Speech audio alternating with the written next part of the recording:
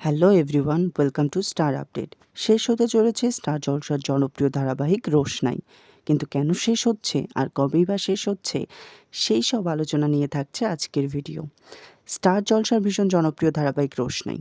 শুরু থেকেই টিআরপিতে ভালো ফল করে এসেছে এই ধারাবাহিকটি। বর্তমানেও টিআরপি চার্টে বেশ ভালো ফল করছে ধারাবাহিকটি। কিন্তু হঠাৎই চ্যানেল থেকে ধারাবাহিকের সেটে পাঠানো হলো নোটিশ এবং সমস্ত অ্যাক্টর অ্যাক্ট্রেসকে জানিয়েও দেওয়া হয়েছে বিষয়টি যে শেষ হতে চলেছে ধারাবাহিক রোশনাই। এবং এই ধারাবাহিকটি খুব শীঘ্রই শেষ হবে।